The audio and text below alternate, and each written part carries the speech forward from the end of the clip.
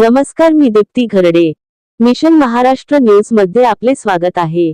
दीक्षाभूमी स्मारक समितीतील वाद आणखी तीव्र झाला आहे.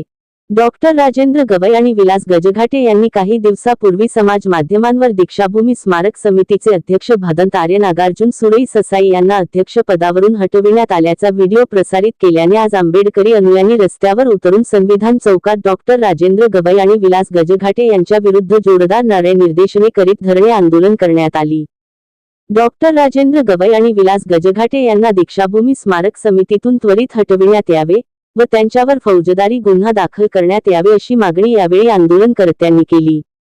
या आंदोलनात शेकडो बौद्ध उपासक उपासिका मोठ्या संख्येने उपस्थित झाले होते.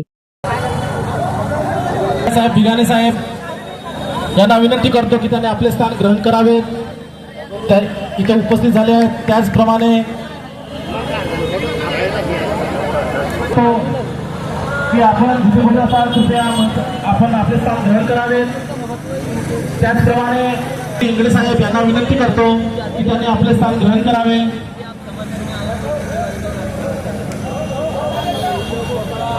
मान्यवरांना मी विनंती करतो की सर्व मान्यवरांना आपल्याला खाली आपण बसण्याची व्यवस्था केलेली आहे आणि ज्यांना ज्या मान विविध संघटनांच्या माध्यमातून हा मोर्चा प्रकारचा वादविवाद सुरू आहे.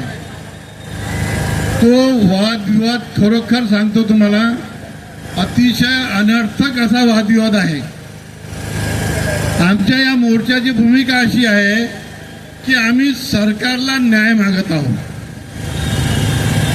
70 वर्ष झाले, 75 वर्ष झाले, सगळे तुम्ही एकमुखाने सांगा या 70 वर्षात आपल्या समाजाला न्याय मिळाला आहे काय, हो किंवा नाही सांगा. आणि जर त्या अन्यायाचा प्रतिकार करणं हे वाईट आहे का? आम्ही अन्यायाचा प्रतिकार करण्यासाठी इथे उभे झालेलो आहोत. सगळ्यात महत्वाची भूमिका अशी आहे की डॉक्टर बाबासाहेब आंबेडकरांनी आम्हाला सांगितलं आहे की जे जे आपल्यावर अन्याय करतील त्याचा प्रतिकार हा केलाच पाहिजे.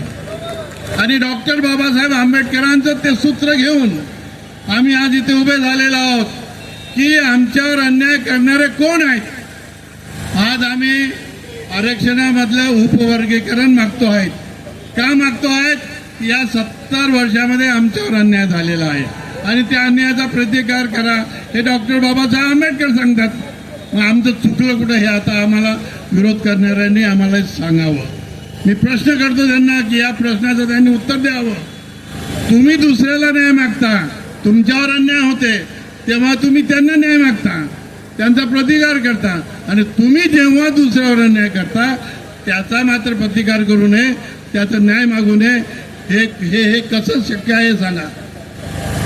आम्ही आमच्यावर झालेला अन्यायाचा प्रतिकार करूत, आम्ही न्याय मागण्यासाठी ही आमची भूमिका या मोर्चाची करणं यशस्वीपणे पार पडलेला आहे.